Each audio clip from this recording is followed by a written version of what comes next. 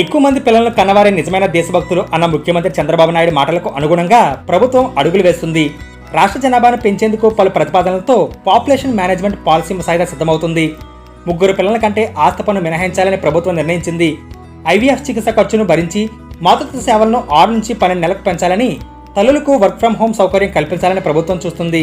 రాష్ట్రంలో సంతానోత్పత్తి తగ్గుదల, వృద్ధ జనాభా పెరుగుదల వంటి సవాళ్లను దృష్టిలో ఉంచుకుని ఆంధ్రప్రదేశ్ పాపులేషన్ మేనేజ్మెంట్ పాలసీ ముసాయిదాను ప్రభుత్వం సిద్ధం చేస్తుంది. స్వల్ప, మధ్య, దీర్ఘకాలాల్లో అనుసరించాల్సిన వ్యూహాలను అధికారులు రూపొందిస్తున్నారు. సంతానోత్పత్తి రేటును పెంచే చర్యల్లో భాగంగా మేధావులు, నిపుణుల సలహాలు, సూచనలను పరిగణలో తీసుకుని పలు ప్రోత్సాహకాలను ముసాయిదాల్లో ప్రతిపాదించారు. రాష్ట్రంలో 2.1గా ఉండాల్సిన సంతానోత్పత్తి రేటు 1.5కు తగ్గింది. ఈ పరిణామం ఆందోళన కలిగిస్తుందని నిపుణులు తెలుపుతున్నారు. 2047 నాటికి రాష్ట్రంలో వృద్ధులు 23%కు చేరే అవకాశం ఉందని సూచిస్తున్నారు. ప్రస్తుతం 13 నుంచి 15% మధ్య ఉన్నట్లు నిర్ధారించారు.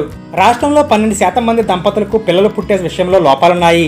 వీరిలో కొందరు సమస్య పరిష్కారానికి ఇన్ విట్రో ఫెర్టిలైజేషన్, ఐవీఎఫ్ చికిత్స కోసం వైద్యులను సంప్రదిస్తున్నారు. ఈ చికిత్స ఖర్చుతో కూడుకున్నది. సాధారణంగా 3 సైకిల్స్తో చికిత్సను చేస్తారు.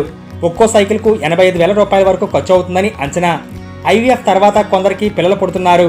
ఈ చికిత్సకు ప్రభుత్వ పరంగా ఆర్థిక సాయం అందించాలని ముసాయిదాలో చేర్చారు. 3 లేదా 4 పిల్లలు కలిగిన వారికి ఆస్తి పన్ను మినహాయించాలని, 3వ బిడ్డను కన్న తల్లులకు ప్రోత్సాహంగా 50,000 చొప్పున ఇవ్వాలని, 4వ బిడ్డకు ఈ విధానాన్ని కొనసాగించాలని ప్రభుత్వం నిర్ణయించినట్టు తెలుస్తుంది.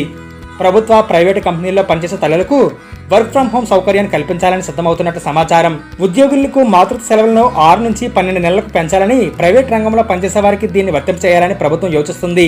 వివిధ ఆఫీసుల్లో పనిచేసే తల్లులకు అనుకూలంగా ఉండేందుకు పిల్లల కోసం క్రేచ్లు ఏర్పాటు చేయాలని, పిల్లల సంరక్షణకు సంబంధించి ట్రైనింగ్ కార్యక్రమాలు స్కిల్స్ డెవలప్మెంట్ ద్వారా చేపట్టాలని, ట్రైనింగ్ పొందిన వారికి ప్రభుత్వ, ప్రైవేట్ సంస్థల్లో ఉపాధి కల్పించాలని ప్రభుత్వం చూస్తుంది.